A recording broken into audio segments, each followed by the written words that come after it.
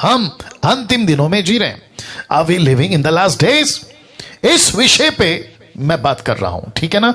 अंत के दिनों की बातों को समझाने के लिए, मतलब मैं मेरी बात कर रहा हूं, अंत के दिनों की बातों को समझाने के लिए मैंने किसी भी व्यक्ति का सहारा नहीं लिया है, जिसके चलते लिखा है कि मैं किसी भी व्यक्ति का सहारा नहीं लूंगा, नंबर 1। नंबर 2, ना ही किसी के पुस्तक का और ना ही किसी के टिप्पणी का। मैं सिर्फ और सिर्फ आपको अभी से कह देता हूं, मैं सिर्फ और सिर्फ अभी आपके बीच में इस विषय पे बात करूंगा जिसको मैंने अभी दिखाया, क्या हम अंतिम दिनों में जी रहे हैं। मैं सिर्फ और सिर्फ सहारा लूंगा और वहां है बाइबल का, सिर्फ वचन का। किस व्यक्ति ने क्या कहा, वो कितना सीनियर है, वो कितना एक्सपीरियंस वाला है, उसका क्या मिनिस्ट्री है, उनको नमस्ते, उनको नमस्ते। मैं किसी को क्रिटिसाइज, किसी को नीचे, किसी को ऊपर नहीं करना चाहता हूं, लेकिन मुझे अंत के दिनों की बातों को आपको समझाने के लिए किसी व्यक्ति, किसी पुस्तक, किसी टिप्पणी की जरूरत नहीं है, बस हमको वचन की जरूरत है, और उसी को rightly dividing the word of truth, 2 Timothy chapter 2 verse 15 and 16, जिसके चलते आपके बीच में मैं ये बातों को रखूंगा। तो वापस से कह देता हूं, जो लोग अभी जुड़ रहे हैं, मैं आप सभी के बीच में एक टॉपिक पे बात कर रहा हूं, और वह विषय है, क्या सच में हम अंतिम दिनों में जी रहे हैं? Are we living in the last days? और जो कि अभी आपके बीच में कहा था कि अंत के दिनों की बातों को समझाने के लिए डैनियल राज किसी भी व्यक्ति का सहारा नहीं लेगा, ना किसी की पुस्तक का, ना किसी की टिप्पणी का, लेकिन सिर्फ और सिर्फ परमेश्वर के वचन का सहारा लेगा। अगर आप लोग देख रहे हैं, ताली बजाकर परमेश्वर को महिमा देंगे, और साथ ही साथ फेसबुक पर आपका जो टिक टिक है वो चलता रहे, लाइक कमेंट्स, आप कहां से हैं, कैसे क्या है, वो भी चलता रहे, ठीक है। चलिए बात को आगे बढ़ाते हैं। नाउ, ऐसा क्यों पास्टर डैनियल, ऐसा क्यों व्यक्ति का सहारा नहीं ले रहे, किसी के पुस्तक का सहारा नहीं ले रहे, किसी की टिप्पणी? क्योंकि आजकल कुछ नया चल रहा है कि उसको इसको बुलाकर पूछा जाता है कि आपका क्या कहना है अंत के बारे में, आप क्या सोचते हैं। अभी मैं वापस कहता हूं, मैं इस दिनों किसी भी कैटेगरी का सहारा नहीं ले रहा हूं, मैं सिर्फ और सिर्फ बाइबल का सहारा ले रहा हूं। नाउ, ऐसा क्यों? क्योंकि धोखा बहुत है। मैं रिपीट करता हूं, धोखा बहुत है। यीशु की शिक्षाओं के मामले में धोखा बहुत है, साथ ही साथ यीशु की शिक्षाओं के मामले में कोई समझौता नहीं। मैं रिपीट करता हूं, किसी प्रकार का कोई समझौता नहीं।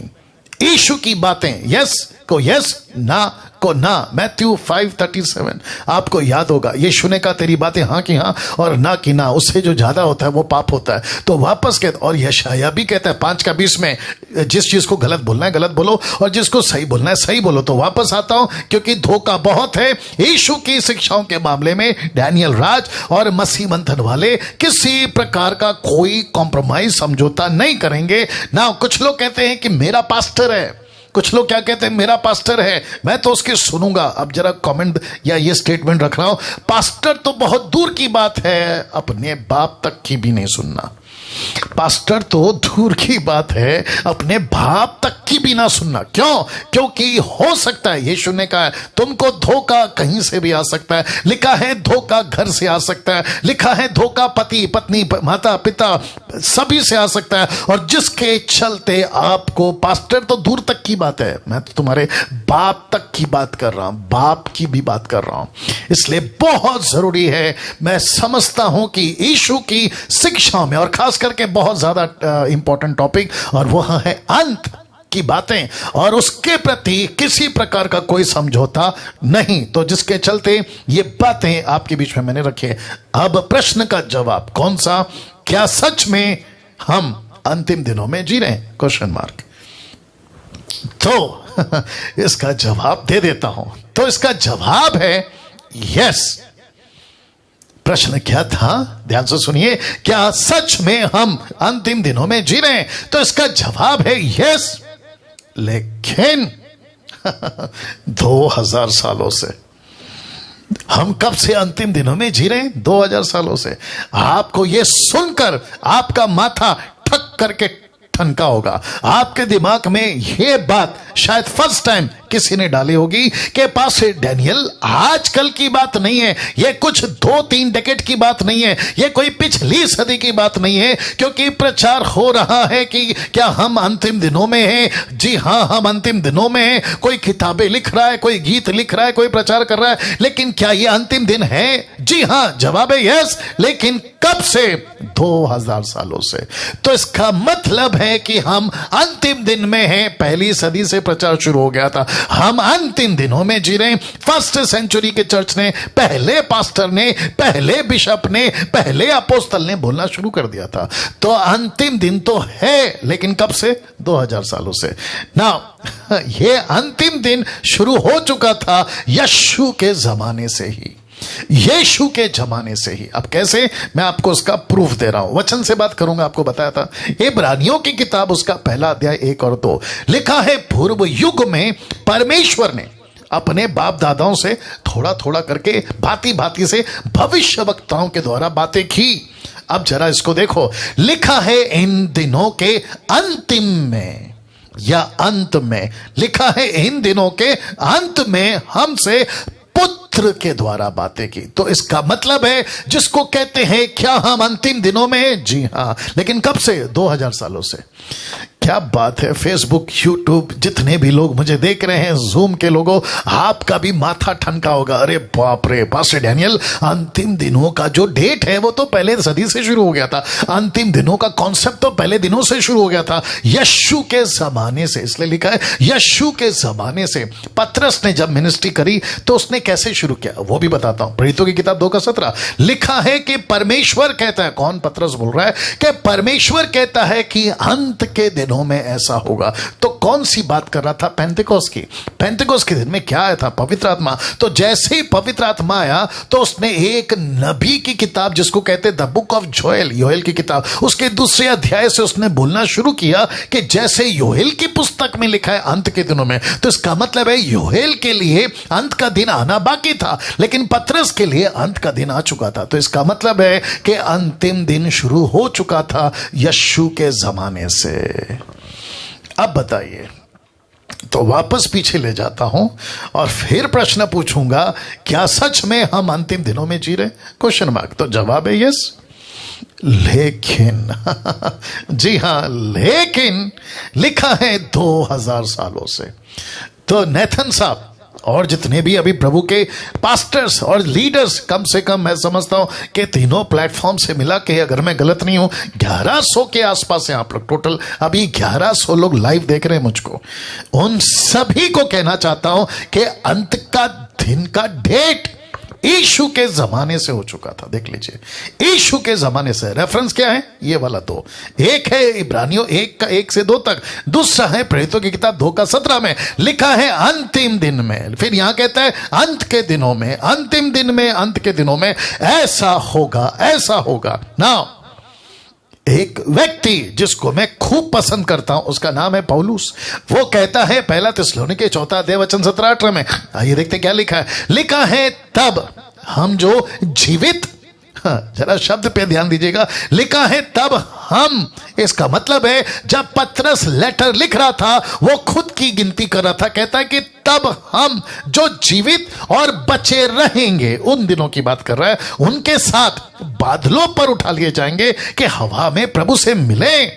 और लिखा है इसी रीति से हम सदा प्रभु के साथ रहेंगे, सो इन बातों से एक दूसरे को शांति दिया करो। तो पतरस, आपका पौलुस और स्टीफन, उसके बाद एंड्रू, फिर उसके बाद में तीतुस, फिलोमन, ये सारे के सारे यीशु का प्रचार लोगों की कलीसियाओं को कैसे करते थे कि तुम चिंता मत करो। बोला क्यों? बोला यीशु आने वाला है। तुम परेशान मत हो। बोला क्यों? यीशु आने वाला है। किसी प्रकार की चिंता मत करो। दुख है, तकलीफ है, कर्जा है, पैसा है, सताव है, दुख है, पति मर रहा, बच्चे मर रहे, इनको मार रहे, उनको मार रहे, ये सारी बातें हैं, लेकिन चिंता मत करो। लिखा है शांति दिया करो। ये देख लो, लिखा एक दूसरे को शांति दिया करो। तो इसका मतलब है कि अंत के दिनों का चर्चा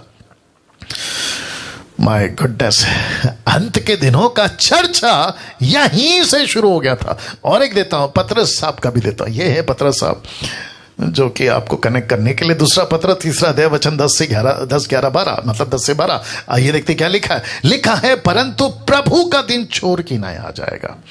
उस दिन आकाश की बड़ी हड़हड़ाहट के साथ के शब्द से जाता रहेगा और तत्व बहुत ही तप्त होकर पिघल जाएंगे, पृथ्वी और उस पर के काम जल जाएंगे। एक सेकंड, कब बोल रहा है? पहली सदी में यीशु को उठाए एक सदी, एक डेकेड भी नहीं बीता, मतलब 10 साल भी नहीं बीता होगा या 15 साल भी नहीं बीता होगा। पतरस की मिनिस्ट्री कितनी चली, ये इतिहास की बातें हैं, लेकिन वो कह रहा है, बहुत ध्यान से सुनेगा, प्रभु का दिन चोर की नहीं आ जाएगा। मतलब कब? पहली सदी में। हम कब जी रहे? अभी 21वीं सदी में। तो पतरस कहता है अंत का दिन तो तब से शुरू हो गया है। डैनियल तो अभी क्या बात कर रहा है? अंत की बात तो हम तब से कर रहे हैं, तू अभी क्या बात कर रहा है? ना रख रहा हूं। तो वो कहता है कि उस दिन आकाश की बड़ी हड़हड़ाहट के शब्दों से जाता रहेगा, तत्व बहुत ही तप्त होकर पिघल जाएंगे, पृथ्वी और उस पर के काम जल जाएंगे। अब इसको देखो, तो जबकि ये सब वस्तुएं इस रीति से पिघलने वाली हैं। अब जरा देखना, जिसको मैंने फॉन्ट बड़ा किया है, लिखा है, तो तुम्हें पवित्र चाल चलन और भक्ति में कैसे मनुष्य होना चाहिए। तो कलीसिया को वॉर्न कर रहा है, कलीसिया को कह रहा है कि ऐसे जियो, देखो प्रभु आने वाला है। कब? पहली सदी में। फिर कहता है परमेश्वर के उस दिन की बात, किस रीति से जोना चाहिए, उसके जल्द आने के लिए कैसा यत्न करना चाहिए। तो इसका मतलब है, अगर पतरस आज होता और हम पहली सदी में होते और ऐसी एक माइक लेकर, फेसबुक, यूट्यूब या जूम लेकर हम उसके पास पहुंचते, पतरस बाबा प्लीज बताइए यीशु कब आएगा?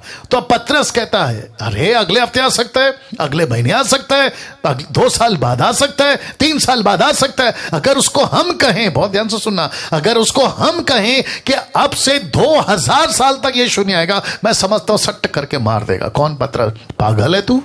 डैनियल बोलेगा, डैनियल क्या तू पागल है, ऐसी बातें कर रहा है? यीशु कभी भी आ सकता है। तो मैं फिर पूछूंगा, अंत का दिन कब से चल रहा है? 2000 साल से।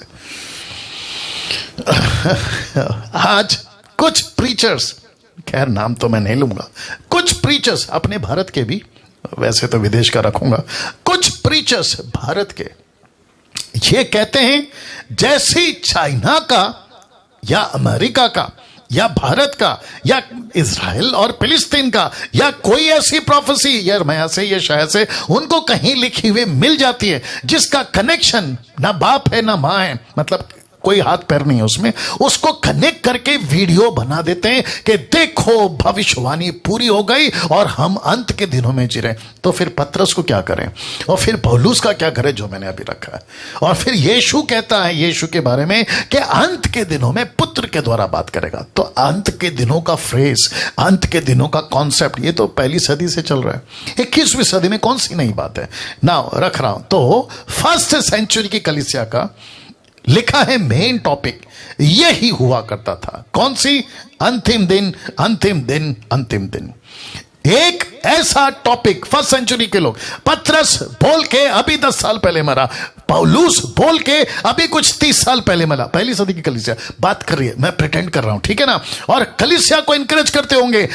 पतरस जिसने फाउंडेशन डाला, जो कलीसिया का बिशप है, जिसने साक्षात यीशु को आंखों से देखा, कलीसिया तुम तैयार हो जाओ, पतरस ने प्रचार किया है। पत्रियां तो तभी थी नहीं, टोटल बाइबल तो तभी थी नहीं। तो उसने कहा कि पतरस ने प्रचार किया, मुझे याद है, उसने कहा यीशु आने वाला है, आइए हम गंभीरता से जिए, आइए हम पवित्रता से जिए। ऊपर बैठा परमेश्वर बोल रहा होगा पहली सदी के पास्टर को कि बेटा ठीक है, तू अपना प्रचार कर रहा है, अच्छी बात है, लेकिन दुनिया नहीं खत्म होगी 2000 साल तक। अभी तक तो नहीं खत्म हुई, अभी तक तो नहीं खत्म हुई। My goodness. अब आप सोच के देखिए, तो फर्स्ट सेंचुरी की कलीसिया का मेन टॉपिक क्या हुआ करता था? यही अंतिम दिन, अंतिम दिन, अंतिम दिन। अब इसको देखो, हर सदी के प्रचारक का फेवरेट टॉपिक भी यही है, एंड डेज या एंड टाइम प्रीचिंग। इनका यही टॉपिक है। मैंने अभी कहा था ना, वो अफ्रीकन प्रीचर हो, अमेरिकन प्रीचर हो, एशियन प्रीचर हो, अपना भारत का इंडियन प्रीचर हो, उनका फेवरेट टॉपिक होता है अंतिम दिन। और उसको ऐसा बोलते हैं, ऐसा कहते हैं और ऐसा बताते हैं कि कलीसिया यीशु से कम इनके अंतिम दिनों के प्रचार से डरती है। बोला अरे बाप रे यीशु आ जाएगा। तो पहली सदी में क्या होता था? यही होता था। तो मैं हमेशा कहता हूं कि यीशु के पास आए हो तो किसी के डर से नहीं आना। यीशु को मैंने आपने इसलिए नहीं मानना है क्योंकि हमको डर है किसका? नरक का। हमको डर है किसका? छूट जाने का। हमको डर है किसका? एंटी क्राइस्ट का। हमको डर है किसका? कहीं हमारा नाम जीवन की पुस्तक से ना कट जाए। ना ना ना ना ना, डर के चक्कर में प्रभु के पास नहीं आना है, क्योंकि बाइबल खुद कहती है कि हमको डर की नहीं परंतु स्वतंत्र परमेश्वर की सामर्थ्य की आत्मा दी है, प्रेम की आत्मा दी है। डर नहीं दिया ना साहब। हमको यीशु में डरा डरा कर मसीह के पीछे चलाने वालों की आज इतनी तादाद है कि डरो डरो डरो। देखो नरक है, देखो स्वर्ग नहीं जाओगे, देखो ऐसा। अरे बाप रे, डरा डरा कर। किसका? प्रभु का नहीं, चीजों का। या मेरे प्रचार में आपको नरक का डर नहीं मिलेगा, प्रभु का डर मिलेगा। प्रभु से डरो, यह प्रचार मिलेगा। प्रभु का काम करो, यह प्रचार मिलेगा। यीशु के पीछे चलो, यह प्रचार मिलेगा। तो फर्स्ट सेंचुरी की कलीसिया का मेन टॉपिक होता था अंतिम दिन, अंतिम दिन, अंतिम दिन। हर सदी, याद रखो, एवरी सेंचुरी। उसके बाद दूसरी सदी यही टॉपिक, तीसरी सदी यही टॉपिक, 10वीं सदी यही टॉपिक, आज 21वीं सदी यही टॉपिक लिखा है। लेकिन दुख की बात यह है कि हर सदी में प्रचारक और भविष्यवक्ता लोग, बहुत ध्यान से देखना, लिखा है फेल फेल फेल होते रहे। जबरदस्त इनकी प्रीचिंग फेल हुई है। मैं रिपीट करता हूं, जबरदस्त इनकी प्रीचिंग फेल हुई है। ऐसे ऐसे नमूने, ऐसे ऐसे कैरेक्टर्स, ऐसे ऐसे विचित्र प्राणी आपके बीच में रखूंगा भी। आइए रखते देखते कौन कौन है। अब ऐसे लोग जिनकी भविष्यवाणियां फेल होती रही हैं हर युग में, एरो देख लीजिए वहां पे। नाउ सबसे पहला जिसको कहते हैं 110 एडी में, 110 एडी में, जिसका नाम है एग्नियस।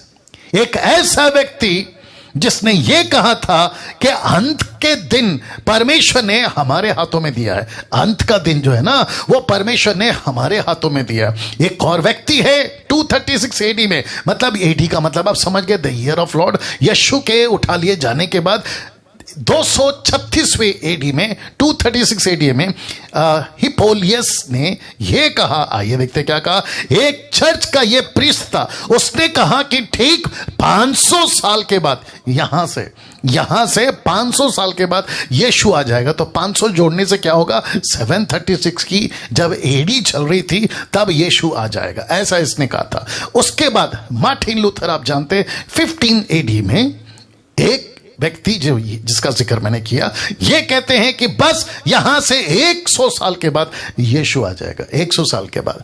अब इसकी टोटल डिटेल आपको कहां से मिलेगी? विकिपीडिया, गूगल, वहां से निकाल लीजिएगा। उसके बाद ये व्यक्ति जिसको कहते हैं क्रिस्टोफर कोलंबस, जिसका जन्म 14th सेंचुरी में हुआ आखिरी में, और 15 के अर्ली एडी में ये चल बसे। और ये स्टूडेंट थे किसके? लिखा है student of the Bible prophecy. Bible prophecy के ये स्टूडेंट्स थे। तो ऐसी भविष्यवाणी इनके द्वारा भी आई, पुस्तकें भी आई। इसने कहा था कि देख लीजिएगा 1656 में, यानी कि 1656 एडी में दुनिया खत्म हो जाएगी। इस व्यक्ति ने कहा था कि दुनिया खत्म हो जाएगी। और जिसके चलते ऐसी बहुत सारी प्रोफेसी में से एक और रख रहा हूं, जिसका नाम है जोसेफ स्मिथ। 1835 एडी में इस महाशय ने क्या कहा? ये फाउंडर थे मॉर्मोनाइज के, एक ऐसी क्या कहते हैं कल्ट टीचिंग है, मॉर्मोनाइज्म एक कल्ट टीचिंग है, उसके ये फाउंडर थे। क्या कहा देखो, इसने कहा था अगले 56 वर्षों में ही यीशु आ जाएगा। दैट मीन्स इसमें 56 ऐड करिए तो हो जाते हैं 1891 एडी में। तो इनके हिसाब से, ये महाशय के हिसाब से, यीशु आ जाना चाहिए था 1891 में। लेकिन आपको पता है ये सब के सब, फिर रख रहा हूं, ये सब के सब पैदा हुए भविष्यवाणी की, मर गए। पैदा हुए भविष्यवाणी की, मर गए। पैदा हुए भविष्यवाणी की और मर गए। इनमें से किसी के जीवन काल में यीशु नहीं आया। जितने जूम पर हैं आप लोग इस बात को समझने की कोशिश करिएगा, प्लीज रिक्वेस्ट करता हूं। ऐसा एक भी प्रोफेसी जिसमें से मैंने, अच्छा ये भी बताता चलूं कि जब मैं इनको खंगाल रहा था ना, जब इनकी स्टडी कर रहा था, आपको ताज्जुब होगा कि इनकी भरमार हजारों में, कितनी हजारों में। मैं थक गया इनको ढूंढ ढूंढ के, इनकी हिस्ट्री पढ़ पढ़ के मैं थक गया। गजब के लोग थे उन दिनों में, और अभी भी है, रखूंगा मैं इसको। और आपको याद होगा 2000 का कैलेंडर या 2000 का डेट कैलेंडर पे आने पर ही था पूरी दुनिया, अमेरिका, जापानीज, अफ्रीकन, भारत एक ऐसी चीज से जूझ रहा था या चर्चा कर रहा था जिसको कहते हैं Y2K। आपको पता होगा कि जितने भी कंप्यूटर के चिप हैं वो अचानक से पिघल जाएंगे। अब कंप्यूटर जो है ना 2001 का डेट नहीं दिखाएगा, मतलब 2000 का बाद का डेट नहीं दिखाएगा। ऐसा करते कितनी बातें, कितनी प्रोफेसी और न जाने क्या क्या चर्चाएं की थी, और जिसके चलते आप सभी जानते हैं कि 2000 चला गया, 2001 चला गया, अभी तो चल रहा है 2021। My goodness. अब आप सोचो, इसको 21 साल बीत गए, इसको लेकर अब जरा आपके बीच में रखता हूं कि भारत में भी ऐसे लोगों की कमी नहीं है। भारत में भी ऐसे लोगों की कमी नहीं है। अब आप लोग को डरना नहीं है, खास करके उन प्रचारकों, क्योंकि आपको डर लग रहा होगा कि डैनियल भाई हमारा फोटो और हमारी डिटेल डालेंगे। नहीं डाल रहा हूं, नहीं डाल रहा हूं नहीं डाल रहा हूं। मेरी इच्छा थी डालने की, क्योंकि कुछ नमूने, मैं रिपीट करता हूं, गुस्सा बहुत है, कुछ नमूने अपने भारत में और खास करके अपने ही क्षेत्र से भी ऐसे ऐसे कैरेक्टर्स हैं जो कहते हैं कि यीशु मसीह बस अभी अगले साल आ जाएगा, यीशु मसीह बस अभी सितंबर 23 को आ जाएगा। गजब है, 2 साल पहले तो एक आदमी है वो कहता है कि सितंबर को यीशु मसीह आने वाला है। Can you believe that? उसको थोड़ा ऐसा आगे कर लो। या तो भारत में भी ऐसे लोगों की कमी नहीं है, और कई एक तो खुद मर गए, इसमें से कई लोग मर गए और कुछ भी अभी तक नहीं हुआ, कुछ अभी मरने पर है। एक तो मर गए और कुछ अभी मरने पर है, जिन्होंने ऐसी प्रोफेसी की है। अभी कुछ प्रोफेसियां की है, वो नहीं रहे, और कुछ अभी मरने पर है। आधी क्या बोलते ना, कब्र पे लटकी है एक पैर। वाह! जिस चीज के लिए मना किया है या जिसको प्रभु ने कहा नहीं करना, उसी को करते साहब ये लोग। और परमेश्वर बैठा ऊपर कहता चेला कब बनाओगे? मैं रखूंगा उसको आज, चेला कब बनाओगे? नहीं, उसको और थोड़ा ऐसा करो, चेला कब बनाओगे, प्रभु के राज्य में कब लाओगे? ये सारी बातें नहीं करते हैं ये लोग, ये उस पर फोकस नहीं करते हैं। दिक्कत यही है ना। तो वापस कहता हूं कि अपने भारत में भी ऐसे लोग हैं, कई एक तो मर गए और कुछ अभी मरने पर हैं ना। अंत के दिनों की बहुत सी भविष्यवाणियां फेल होती आ रही हैं, और जिसके चलते नीचे मैंने लिखा है, अब आपको होशियार रहने की जरूरत है, आपको होशियार रहने की जरूरत है। जानते हो व्यवस्था विवरण उसका 18 का 21 क्या कहता है? यदि तू अपने मन में कहे, कौन? इस्राएलियों को कह रहा है कि यदि तू अपने मन में कहे कि जो वचन यहोवा ने नहीं कहा उसको हम किस रीति से पहचाने, जिसके चलते मैंने लिखा कि बहुत सारी भविष्यवाणियां फेल हुई हैं, निकम्मी ठहरी है, मतलब सक्सेस नहीं हुई। तो ऐसों को जब आप उनके बीच में रहते हो तो मैंने लिखा कि होशियार रहिएगा।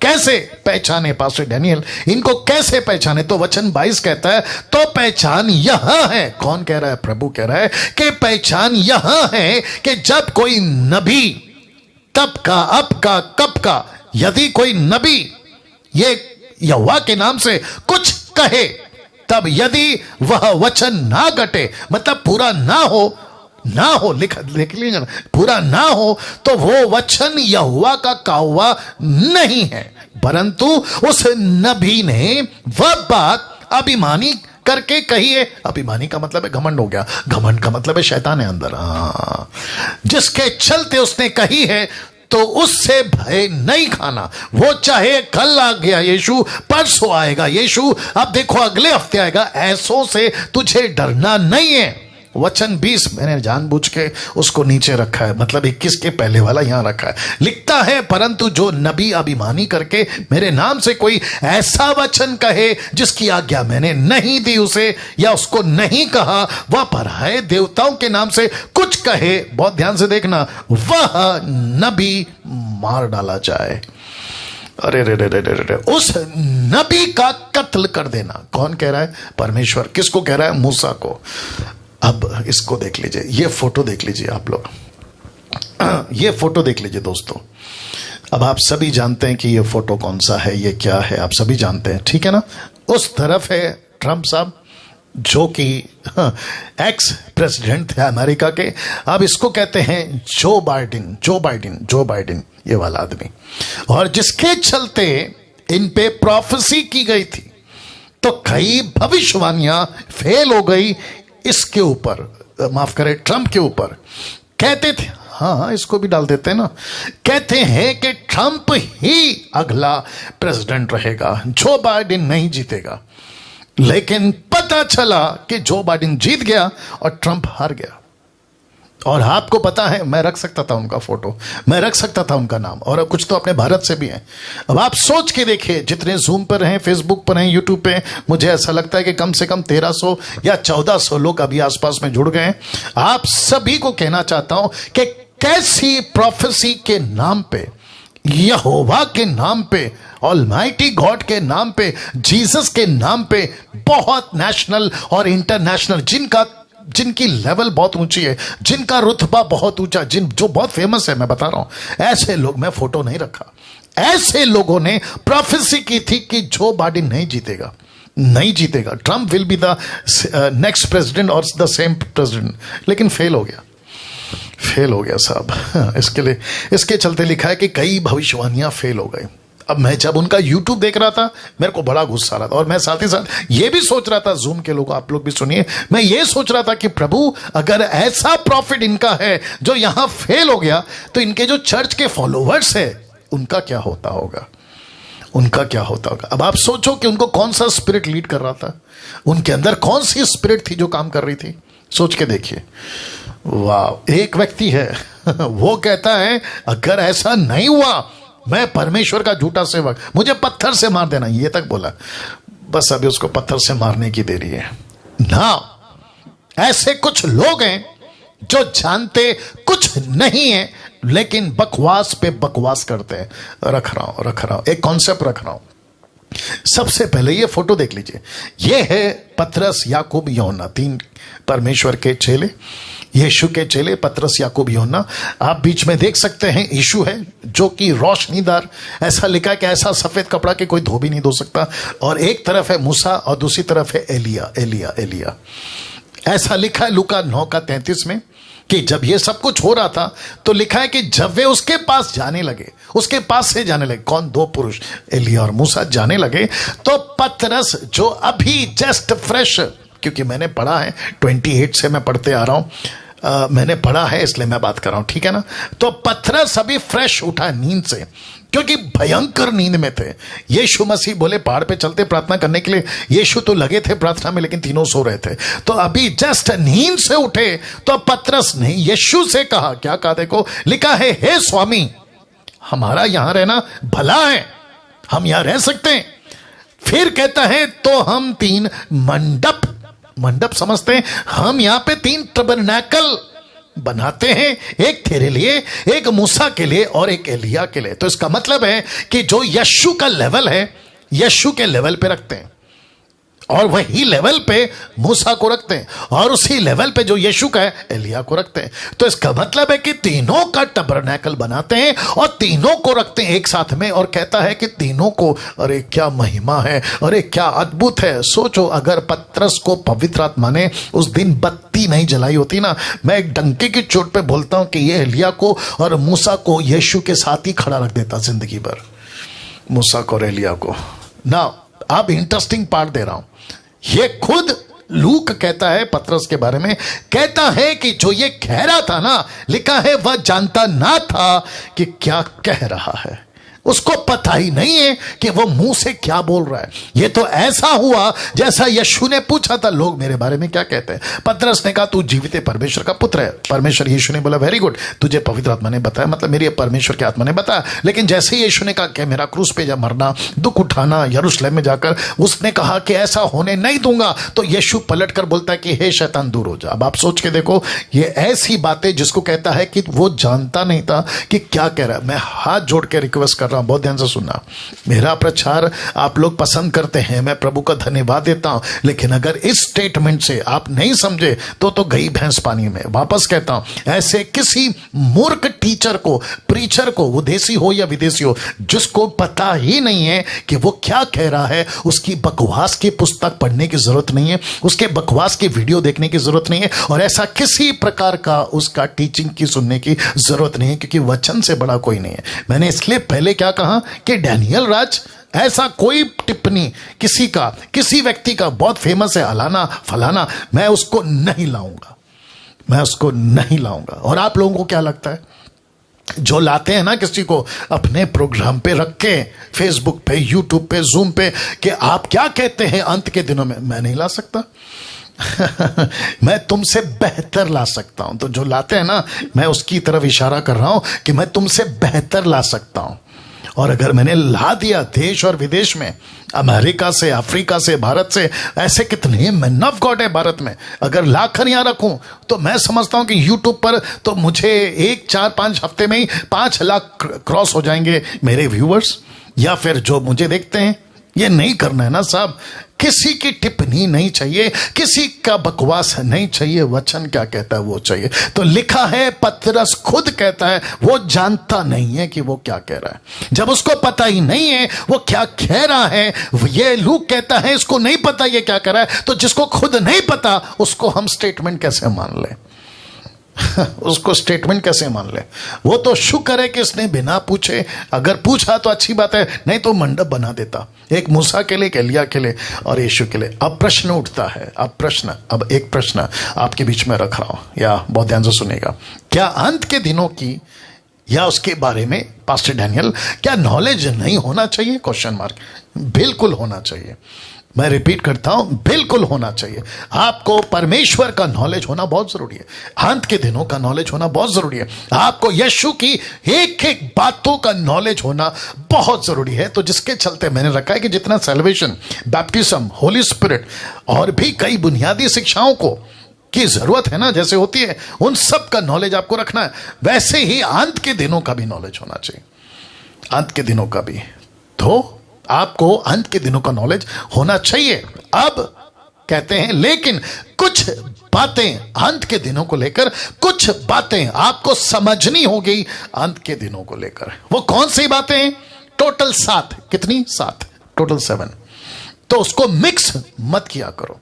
मैं जिसको भी सुनता हूं देश विदेश से, सबसे ज्यादा गड़बड़, और वहीं चैप्टर खत्म हो जाता है, मैं वहीं पे बंद कर देता हूं उनको, मुझे वहीं पे माथा खराब हो जाता है, यार क्या कर रहा है। तो टोटल 7 बातों को लिखा है मिक्स मत करो।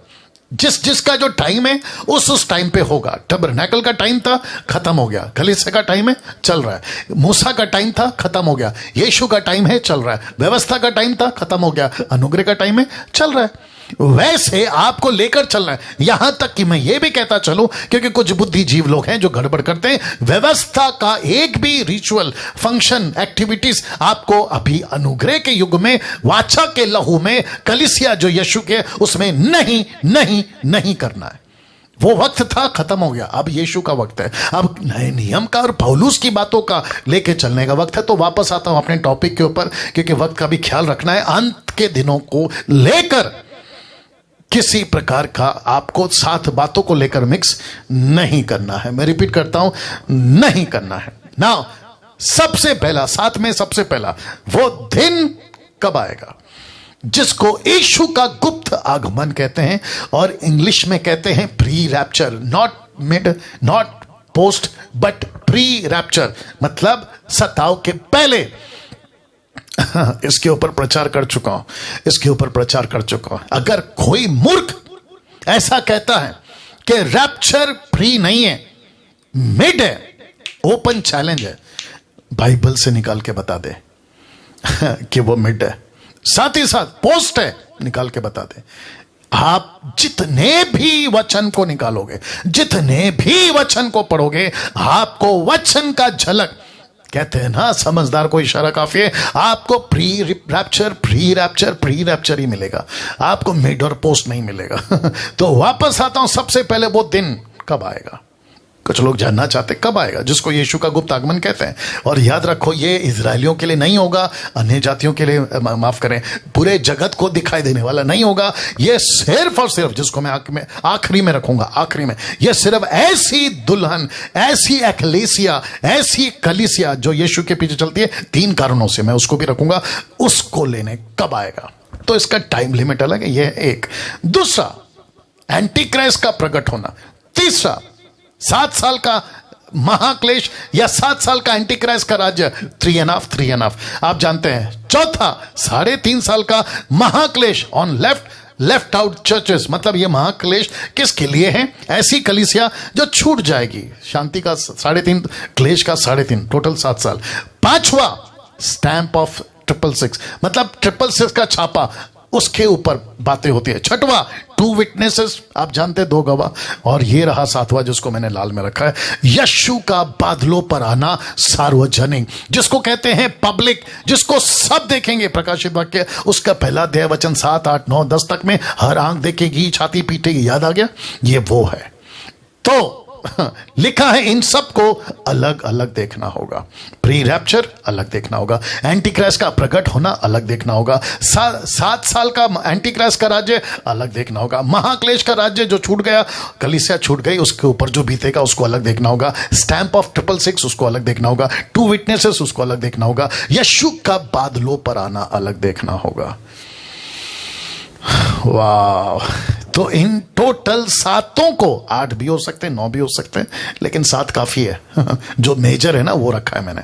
तो प्री रैप्चर, एंटी क्राइस्ट, 7 साल का एंटी क्राइस्ट राज, 3.5 साल का महाक्लेश, ग्रेट ट्रिब्यूलेशन जिसको इंग्लिश में कहते हैं, स्टैंप ऑफ 666, 2 विटनेसेस, और यीशु का बादलों पर सार्वजनिक आना।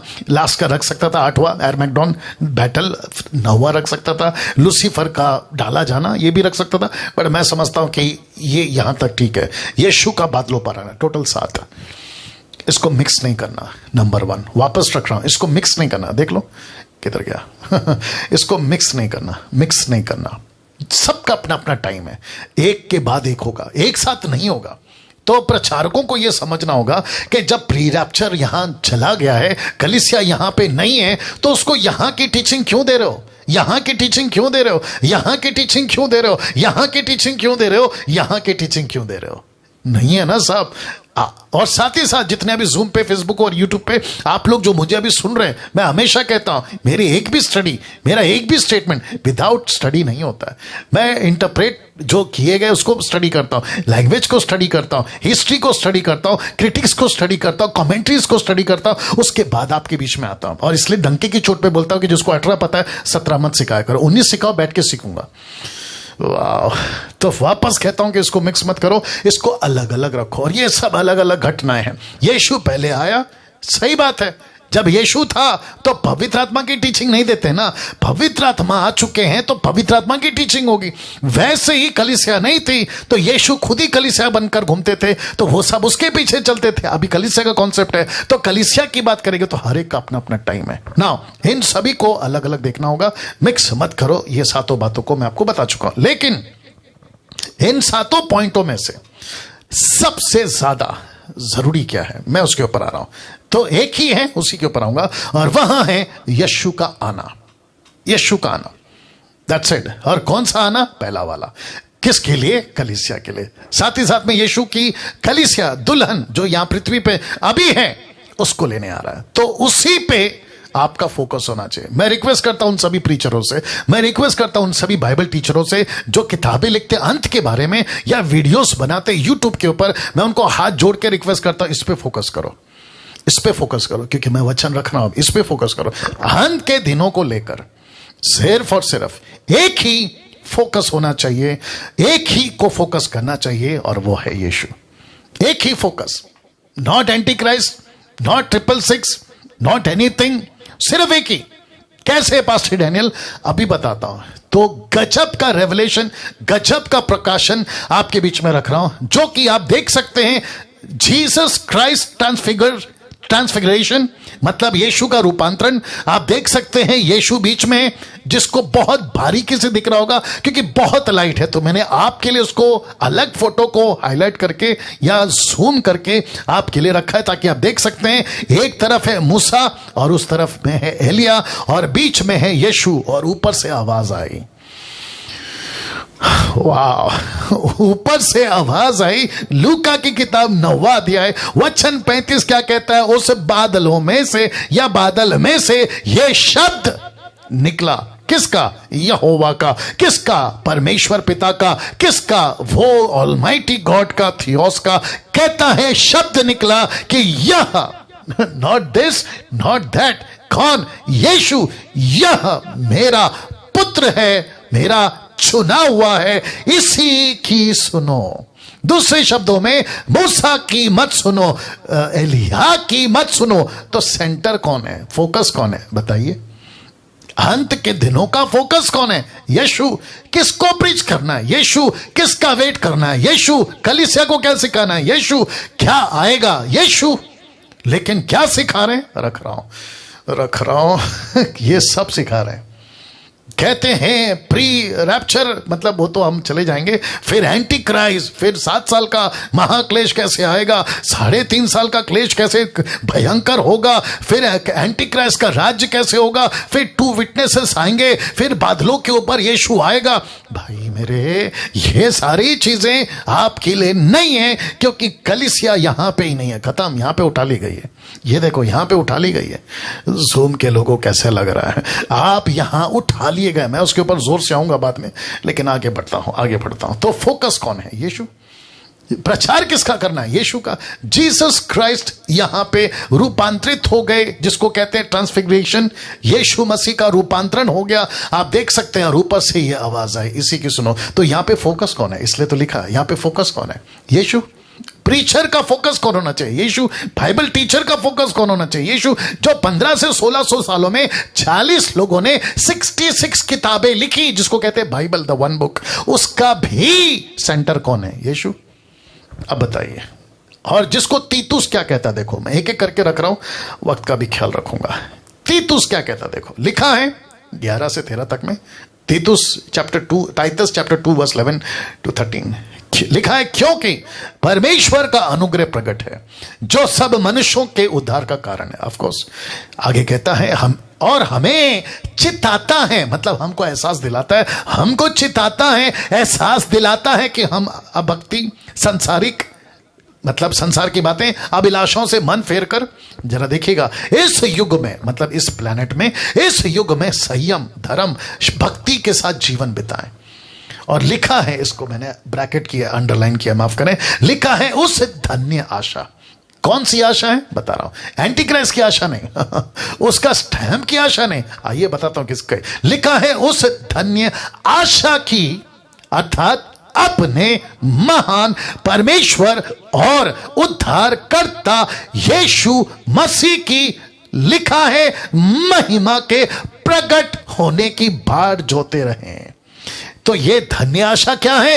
एक दिन यीशु आएगा, कलीसिया को तैयार करो, एक दिन यीशु आएगा। टीचिंग किसकी देनी है? यीशु की। किसको सिखाना है? यीशु को। किसको सेंटर करना है? यीशु को। किसको फोकस करना है? यीशु को। तीतुस का 14 क्या कहता? 2 का 14, जिसने अपने आप को हमारे लिए दे दिया। किसने? यीशु ने, कि हमें हर प्रकार के अधर्म से छुड़ा ले, शुद्ध करके अपने लिए एक ऐसी जाति बना ले जो भले कामों के लिए सरगर्म हो। अब इसको देखो, तीतुस 15 2 का 15, पूरे अधिकार के साथ ये बातें कहे। कौन सा अधिकार? ये जो मैं भी बता रहा हूं। लिखा है पूरे अधिकार के साथ ये बातें कहे और समझा, सिखाता रहा, कोई तुझे तुच्छ ना जानने पाए। इसका मतलब है, अगर तू नहीं सिखाएगा तो तू तुच्छ है जिसको कहते हैं सबसे नीचे आ गया तू। अगर तू सिखा रहा है तो तू धन्य है। तो जिसके चलते मैं आपको अभी बताता चलो, आपका टिक टिक, आपका थंब, आपका वो सब चलता रहे, आपका कमेंट चलता रहे, ठीक है ना। फेसबुक, यूट्यूब पे भी रखा है मैंने चैट करने वाला सिलसिला। सुनिए मुझको क्या सिखाना है? देखो लिखा है ना, पूरे अधिकार के साथ ये बातें का समझा,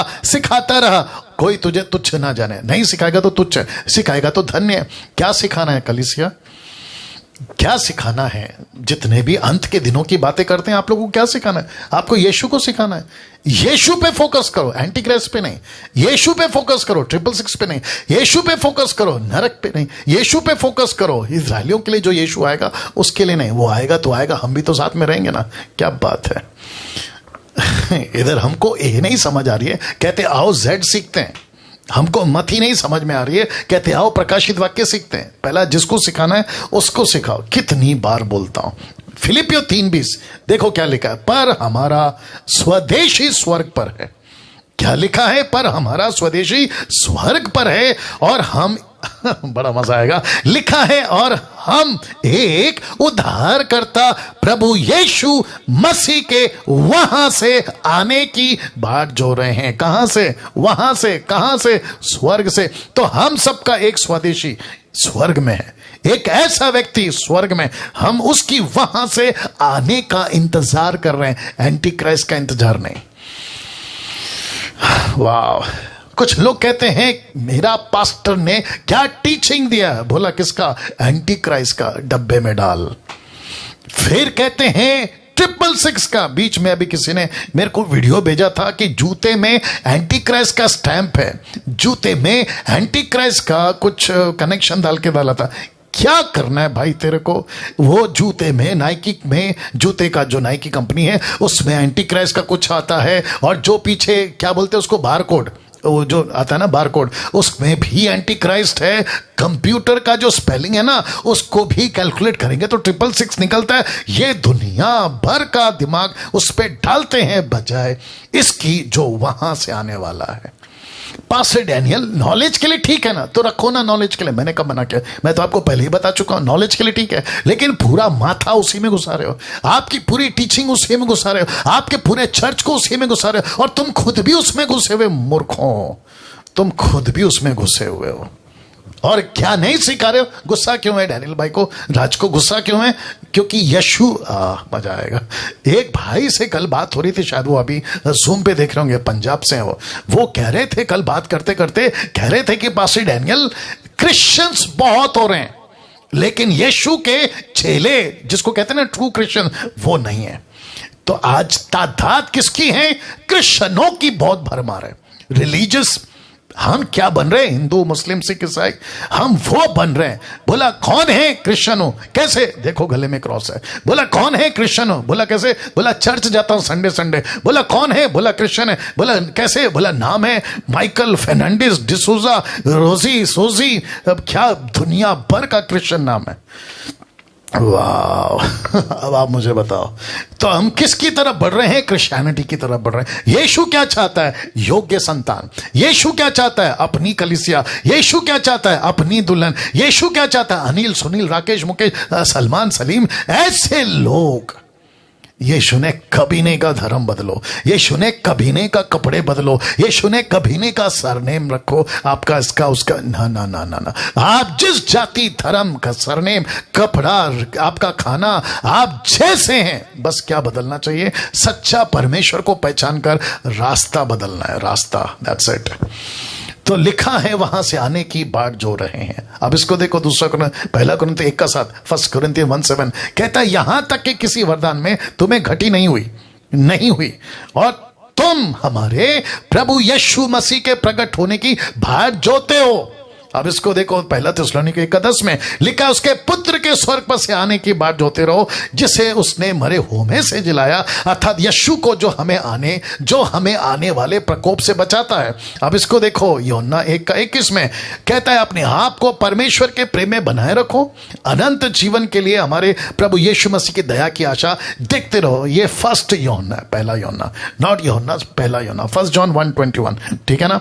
नाउ आजकल क्या चल रहा है मैं वो भी बता देता हूं। तो इसका मतलब है कि इस वचन से साबित होता है कि यीशु हमारा फोकस है, एंटी क्राइस्ट नहीं, नरक नहीं, उसका स्टैंप नहीं, उसके पीछे अपना माथा डालना बंद करो, यीशु की स्टडी ले लो, ठीक है ना। लेकिन आज 90% प्रचारकों का फेवरेट टॉपिक है एंटी क्राइस्ट, 666 जिसको कहते हैं एंड टाइम प्रोफेसीज, और फिर वन गवर्नमेंट।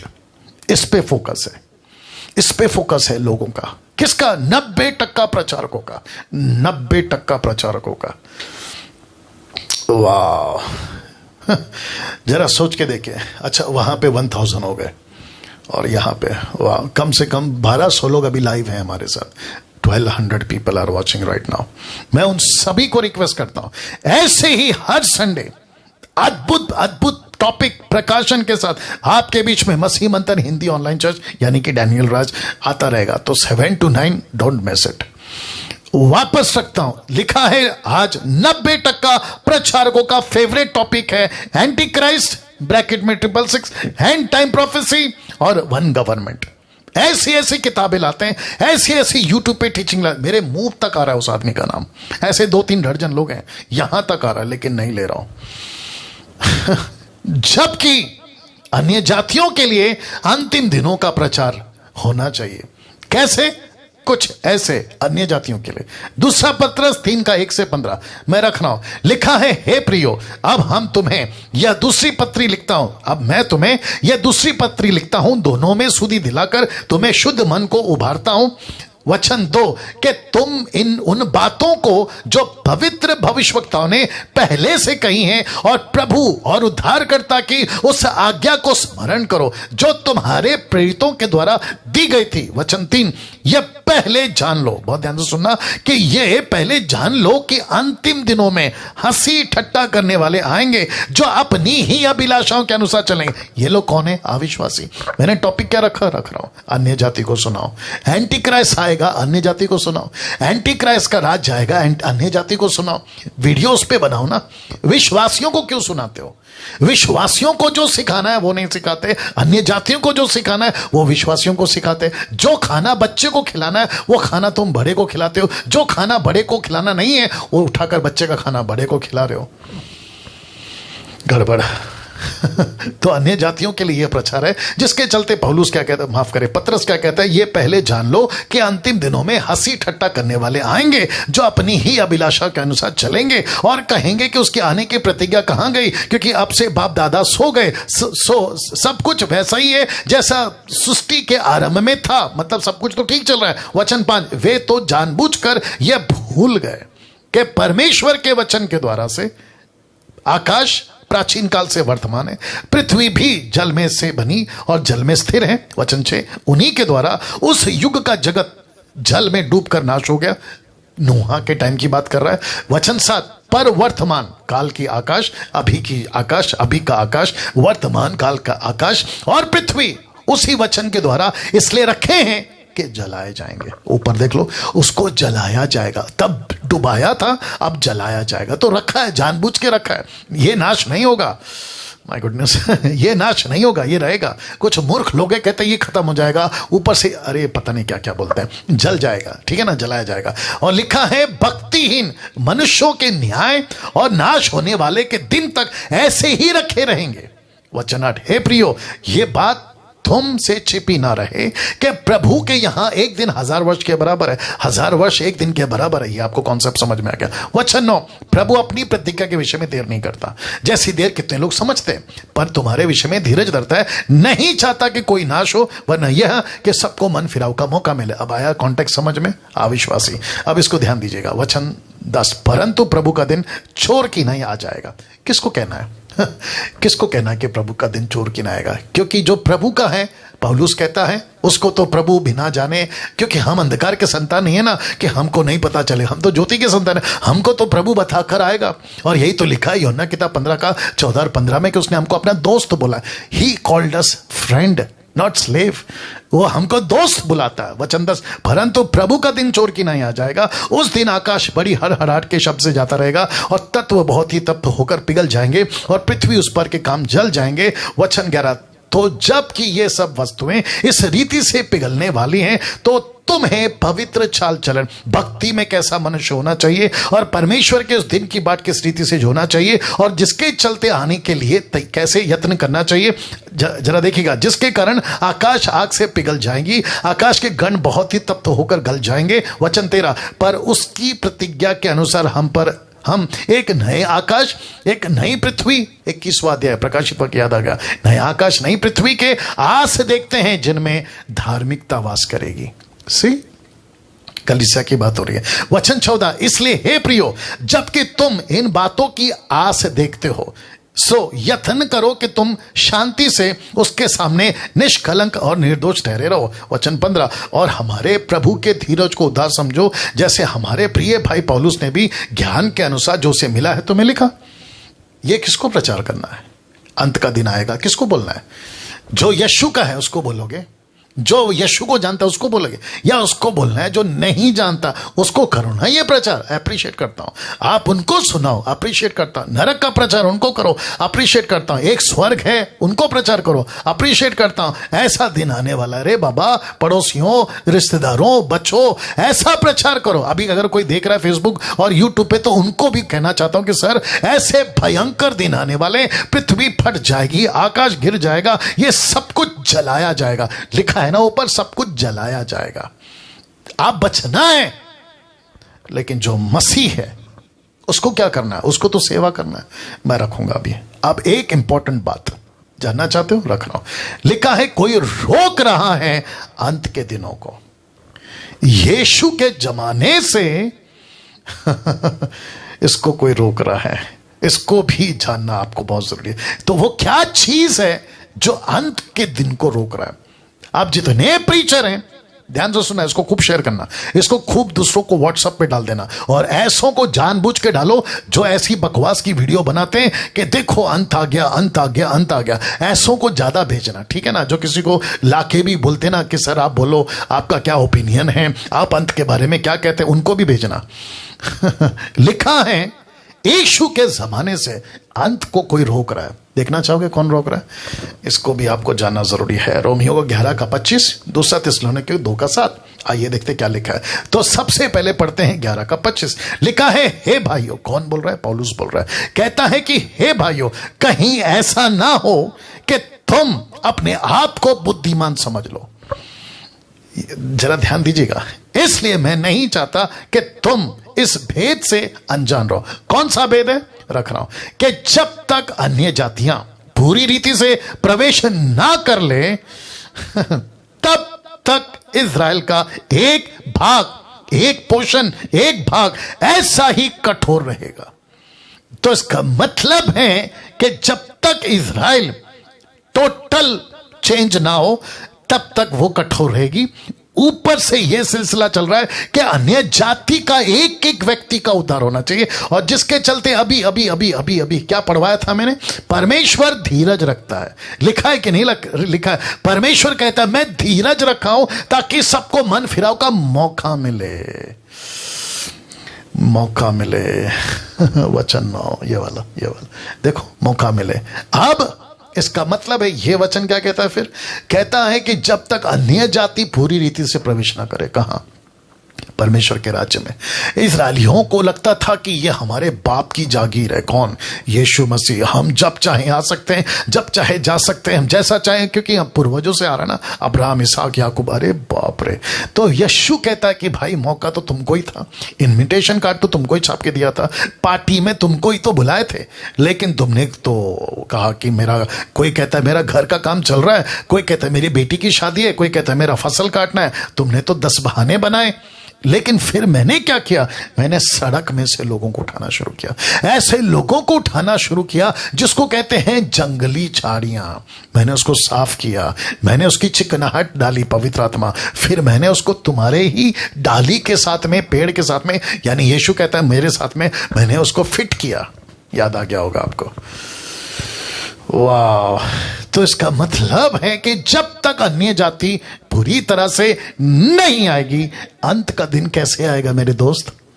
अंत का दिन कैसे आएगा? तो कोई रोक रहा है। और एक सबूत देता हूं, दूसरा थिस्सलुनीके 2:6 और 7 में। इसको ऐसे लोग ज्यादा सुनना या बात को समझने की कोशिश करना। मैं किसी के खिलाफ नहीं हूं। मैं इतना गुस्से में क्यों रहता हूं कभी कभी, और मेरे को गुस्सा क्यों आता है? मुझे क्या बोलते हो रद्दी भर भी फर्क नहीं है, मुझे क्या कहते हो रद्दी भर भी फर्क नहीं, लेकिन परमेश्वर का काम को मत बिगाड़ो। क्योंकि आपके पहले जो पीढ़ी थी ना, वो बेचारी खून बहाकर अपनी जिंदगी देकर ये कलीसिया को खड़ा किया और वो पहुंची है अभी मेरे और आपके हाथ में। लेकिन तुम जैसे लोगों ने गड़बड़ करना शुरू कर दिया, जिसके चलते मसीह मंथन आज खड़ा है, मैं खड़ा हूं और ऐसी बातें करने के लिए मजबूर हुआ हूं। तो जरा ध्यान दीजिएगा, बहुत ध्यान से सुनिएगा, इसको खास करके ध्यान दीजिएगा। लिखा है अब तुम उस वस्तु को जानते हो, ब्रैकेट में सुसमाचार, कॉन्टेक्स्ट की बात कर रहा हूं। लिखा है जो उसे रोक रही है, किसको? एंटी क्राइस्ट को। फिर कहता है कि वह अपने ही समय में प्रकट हो, क्योंकि अधर्म का भेद अब भी कार्य करता है। अधर्म का भेद, अधर्म का भेद अब भी कार्य करता है। कौन कह रहा है? पौलुस कह रहा है। मतलब सुसमाचार में रुकावट आ रही है, मसीह की कलीसिया में काम रुकावट आ रही है। अधर्म का भेद, ये अधर्म का भेद कौन है? अगर धर्म का भेद यीशु है तो अधर्म का भेद कौन है? एंटी क्राइस्ट, लूसीफर, उसकी सेना। कहता है वो अभी भी काम कर रही है। और पहला यूहन्ना 2:18 में क्या कहता है? जॉन क्या कहता है कि अभी भी एंटी क्राइस्ट जगत में ऐसे कितने हैं, लेकिन फाइनल वाला, ये फाइनल वाला अभी तक नहीं आया और अभी आएगा भी नहीं, टाइम है उसके लिए। फिर कहता है देखिएगा अपने ही समय में प्रकट होगा। ऐसा क्यों लिखा है अपने समय में? उसे कोई रोक रहा है कि वह अपने ही समय में प्रकट हो। ऐसा क्यों? मैं रखूंगा उसको अभी।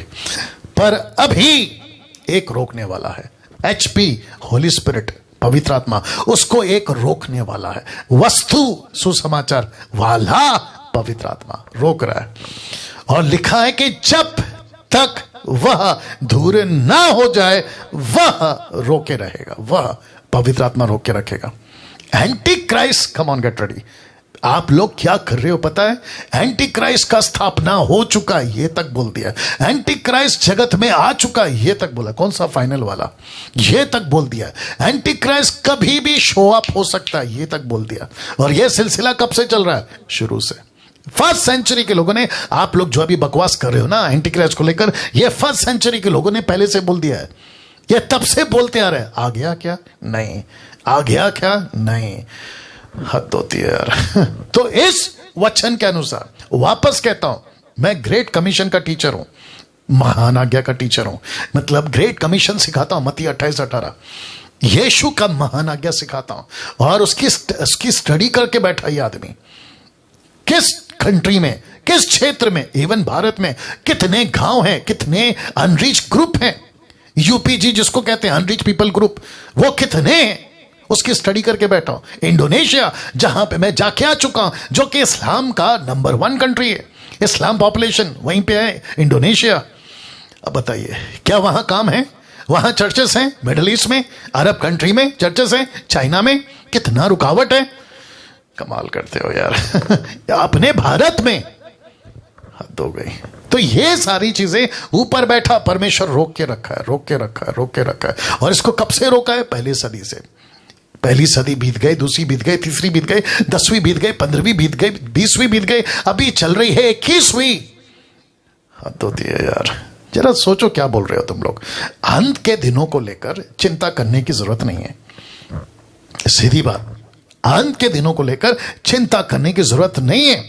अगर अंत आता है आने दो, एंटी क्राइस्ट आता है आने दो, ऊपर से कुछ चीजें गिरती है गिरने दो, लेकिन हमको किसी प्रकार की चिंता करने की जरूरत नहीं है। एरो देख लीजिए, वचन रख रहा हूं। लिखा है दूसरा थिस्सलुनीके 2:1-2 में, लिखा है हे भाइयों, हम अपने प्रभु यीशु मसीह के आने, उसको ठीक करो, अपने प्रभु यीशु मसीह के आने, और लिखा है उसके पास अपने इकट्ठे होने के विषय में तुमसे विनती करते हैं। बहुत ध्यान से सुनना, एक लिखता है आने और दूसरा लिखा है कि उसके पास इकट्ठे होने के लिए। आ रही है ना बात समझ में? वो आएगा, हमको लेगा और अपने पास, माफ करना, इकट्ठा करेगा। लिखा है अपने पास आने, उसके पास इकट्ठा करने के विषय में तुमसे विनती करता हूं। क्या? किसी आत्मा, दुष्ट आत्मा, किसी आत्मा, वचन शैतान की ओर से, या पत्री, याद आ गया गलतियों 1:7-8 में, अगर मैं या स्वर्ग से कोई दूत भी आकर ऐसी कोई बातें करे तो वो श्रापित है। तो किसी आत्मा या वचन या पत्री के द्वारा आज कैसे बोलना होगा? कोई पास्टर, कोई बिशप, कोई एवेंजलिस्ट यूट्यूब पे, फेसबुक पे ऐसी कोई बकवास करता है, रख रहा हूं, या पत्री के द्वारा, जो कि मानो हमारी ओर से नहीं है। सीधी बात है, डैनियल सबको बता कि ये पतरस की, पीटर की, जीसस की, पौलुस की मिनिस्ट्री की बातें नहीं है, ये तो किसी आत्मा, वचन या पत्री की बातें। क्या लिखा है देखो, ये समझकर कि प्रभु का दिन आ पहुंचा है, लिखा है तुम्हारा मन अचानक अस्थिर ना हो, डिस्टर्ब ना हो, असंतुष्ट ना हो और ना तुम घबराओ। ये देखो, ना तुम अस्थिर हो ना तुम घबराओ। अब इसको देखो, किसी रीति से किसी के धोखे में ना आना। वाह, देखो इसको क्या हो गया। अब मुझे बताइए, जूम के लोगों, जितने जूम पर हैं, फेसबुक और यूट्यूब वालों, प्लीज मुझे बताइए, मुझे प्लीज मेहरबानी करके बताइए, क्या हम धोखे में आ चुके हैं? यस। क्या ऐसे किसी पत्री के धोखे में आ चुके हैं? यस। क्या ऐसे किसी आत्मा का शिकार हो चुके हैं? यस। क्या ऐसे किसी वचन को सुनकर हम फंस चुके हैं? यस, यस, फंस चुके हैं आप लोग।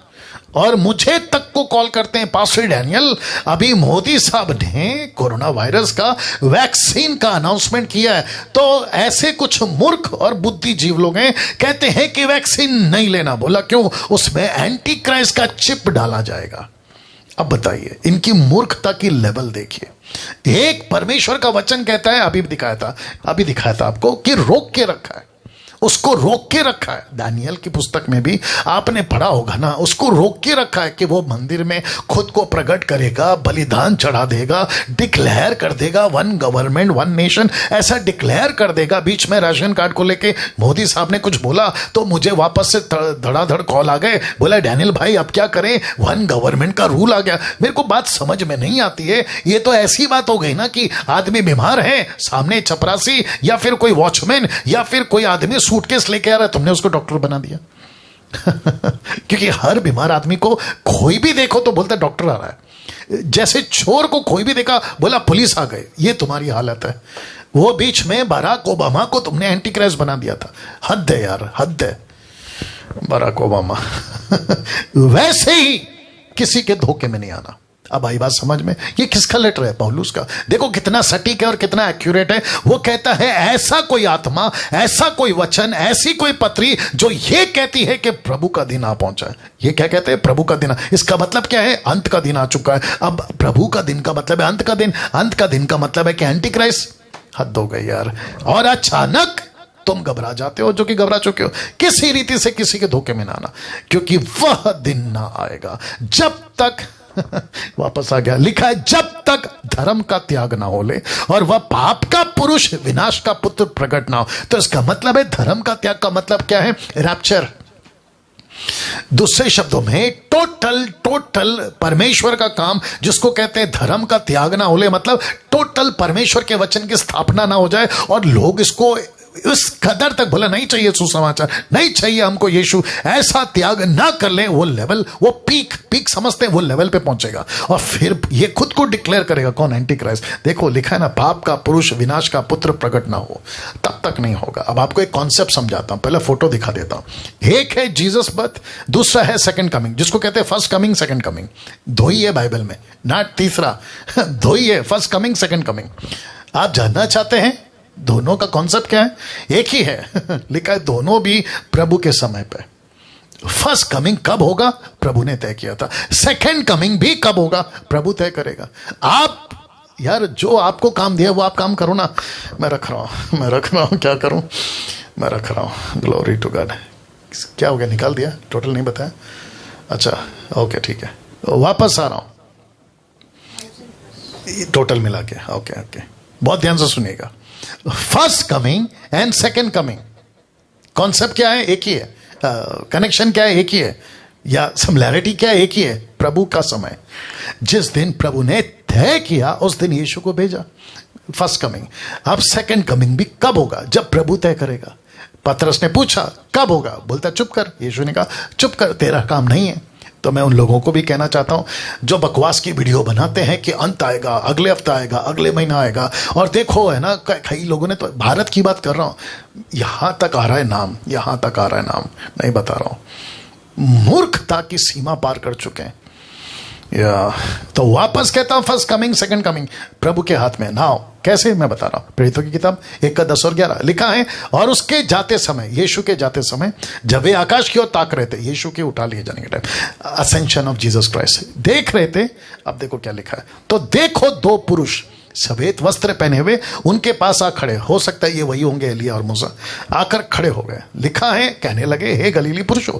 गलीली का मतलब है तुम वो पुरुष हो जहां यीशु मुर्दों में से जी उठने के बाद तुमको मिला था, तुम वो पुरुष हो ना। बहुत ध्यान से सुना, गलीली पुरुषों का मतलब है यीशु ने कहा था कि तुमको मैं गलील में मिलूंगा। तो गलील में क्या मिला? Great commission. गलील में क्या मिला? महान आज्ञा। गलील में क्या मिला? यीशु का आदेश। तो कहता है तुम वो पुरुष हो। तो लिखा है, हे गलीली पुरुष हो, तुम ग्रेट कमीशन के पुरुष हो, तुम चेले बनाने वाले पुरुष हो। यहां खड़े खड़े क्या कर रहे हो? देखो लिखा है, तुम, लिखा है दो पुरुष वस्त्र पहने हुए आए और कहने लगे, हे गलीली पुरुष हो, तुम क्यों खड़े स्वर्ग की ओर देख रहे हो?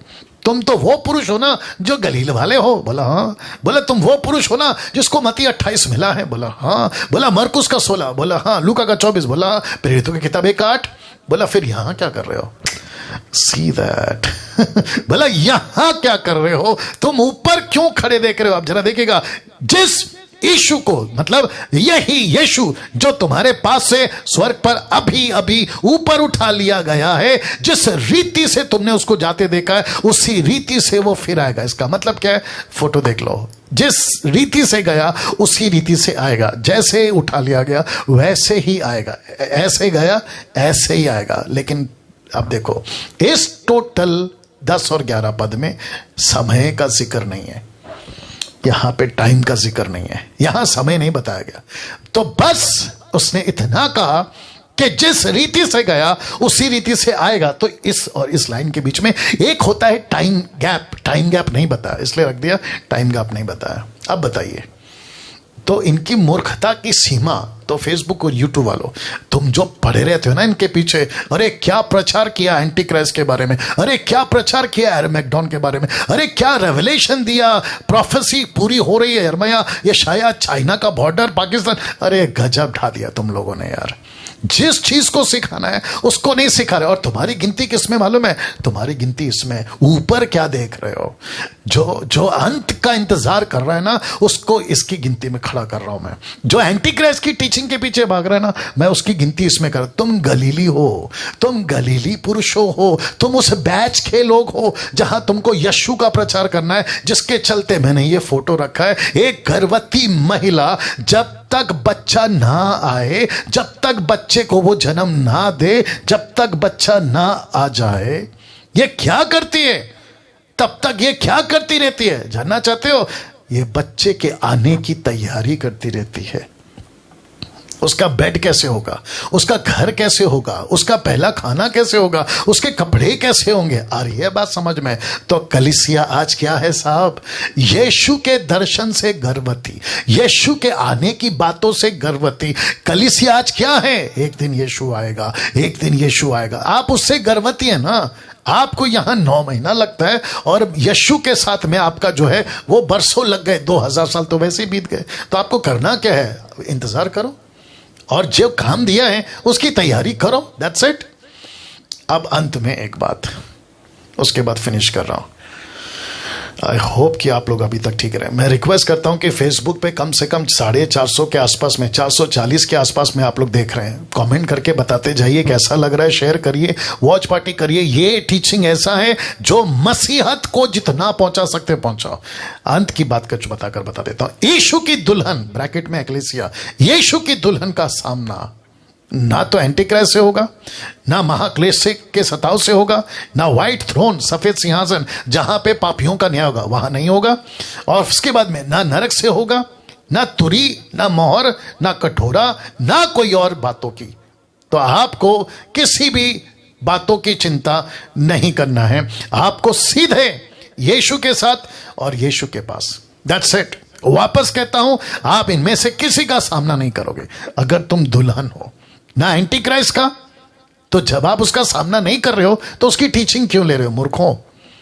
उसकी टीचिंग क्यों ले रहे हो? डांट इसलिए रहा हूं क्योंकि गुस्सा बहुत है, टाइम पास बहुत चल रहा है, बहुत टाइम पास चल रहा है। जिस काम के लिए रखा है वो नहीं कर रहे हो, बाकी टाइम पास बहुत कर रहे हो। इसको तो ऐसे कहते हैं ना, जो गांव को जाना नहीं उसका एड्रेस पूछ रहे हो तुम लोग। ना महाक्लेश का सताव का सामना करेगी, ना व्हाइट थ्रोन, सफेद सिंहासन, उसका भी सामना नहीं करेगी, ना नरक से होकर ये जाएगी, ना तुरही, ना मोहर, ना कटोरा। ऐसे किसी चीजों का सामना कलीसिया नहीं करेगी। क्यों? प्रकाशित वाक्य की स्टडी दे चुका हूं, आप लोग उसमें देख सकते हैं। टोटल सीरीज है, प्लेलिस्ट में जाइए, टाइप करिए, आपको मिल जाएगा। कम से कम मुझे लगता है 16-17 एपिसोड है। मैंने उसके ऊपर प्रचार किया है और सटीक किया है, बिल्कुल डंके की चोट पे एक्यूरेट, और ट्रांसलेशन, हिस्ट्री, सब चीजों को ध्यान में रखते हुए, ना ही कोई और बातों की चिंता। लिखा है सीधे यीशु के साथ और यीशु के पास। अब प्रश्न उठता है, कैसे जाने कि आप ही यीशु की वो दुल्हन है? कैसे जाने? मैं फिनिश कर रहा हूं। 3 बातों का ध्यान रखना होगा। लिखा है 3 बातों का हमेशा ध्यान रखें। बहुत ध्यान से सुनना, मुझे पता है कि थोड़ा टाइम लग रहा है, लेकिन सुन लीजिए। लिखा है 3 बातों का ध्यान रखें। क्या? पहला, क्या आप प्रतिदिन अपना क्रूस उठा रहे हैं? दूसरा, क्या आप सकरे रास्ते पे हैं? तीसरा, क्या आप उसकी इच्छा पूरी कर रहे हैं? ये टोटल 3 बातें, ये टोटल 3 बातें। अगर आपने इसका ध्यान रखा ना, खेल खत्म। मैं इसके ऊपर कभी अलग से प्रचार करूंगा, एक एक पॉइंट के ऊपर। क्रूस उठाना प्रतिदिन, सकरे रास्ते पे चलना प्रतिदिन, और इच्छा परमेश्वर की पूरी करना प्रतिदिन। क्या प्रतिदिन आप अपना क्रूस उठा रहे हैं? क्या प्रतिदिन आप सकरे रास्ते पे पाए जाते हैं? क्या प्रतिदिन आप परमेश्वर की इच्छा पूरी कर रहे हैं? सकरा रास्ता का, माफ करें, क्रूस उठाने का मतलब क्या पता है? दुख उठाना। क्रूस उठाने का मतलब क्या पता है? यीशु के लिए त्याग का जीवन जीना। पैसा हो नहीं हो, पैसा, घर हो नहीं हो, रोटी हो नहीं हो, कपड़ा हो नहीं हो, कोई भी चीजें, सकरे रास्ते का मतलब समझते हैं? आपको इस संसार के अंदर बहुत सारे सकरे रास्ते से जाना है। आपको एक एक चीजों का चुनाव आपको सकरे रास्ते से ही करना है। चौड़ा बहुत है वो, जहां भयंकर क्रिश्चियन मिलेंगे। मैं वापस कहता हूं, भयंकर क्रिश्चियंस मिलेंगे चौड़े रास्ते पे, लेकिन सकरे में बहुत कम मिलेंगे। और इच्छा पूरी करना। प्रभु तेरा काम बता, क्या करना है? किसको वचन सुनाना है? चेला बनाना, बपतिस्मा देना, चर्च प्लांट करना, पुरुष हो या स्त्री, दोनों को परमेश्वर की इच्छा पूरी करनी है। और इन बातों के साथ में आज का मैसेज मैं समाप्त कर रहा हूं। आइए प्रार्थना करते हैं। सृष्टिकर्ता पिता, यीशु के नाम से आपके महान उपस्थिति जो आपने दे रखी है प्रभु, इन सबको लेकर आ रहा हूं और कहता हूं कि पिता, एक भी वचन, एक भी प्रकाशन, एक भी बातें यहां वहां ना जाए, आकाश के पक्षी ना छुगे, बल्कि परमेश्वर तेरा वचन 100 गुना फल लाने वाले बने। एक एक व्यक्ति जो 1200 के आसपास अभी बैठ के सुन रहे हैं प्रभु, एक एक के हृदय को परमेश्वर पेनिट्रेट कर दे, उनके हृदय को हिला दे कि परमेश्वर उनको बाट नहीं जोनी है एंटी क्राइस्ट की, उनको बाट नहीं जोनी है किसी भविष्यवाणी की पूरी होने की, उनको बाट जोनी है यीशु की, यीशु के आने की। और वो तब तक क्या करना है? उनको तब तक काम करना है, तेरा वचन को प्रचार करना है, चेला बनाना है, कलीसियाओं की स्थापना करना है। ये सारा काम करने के लिए आप उनको तैयार करिए। आदर, महिमा, सम्मान सब कुछ आपको देते हुए ये प्रार्थना यीशु के नाम से मांगते हैं, आमीन। इस 3 पॉइंट के साथ आप सभी को मैं यहां से विदाई देता हूं। अगले हफ्ते फिर मुलाकात होगी, संडे के दिन 7 से 9 बजे तक जरूर आइएगा। Thank you, God bless you all. वाह।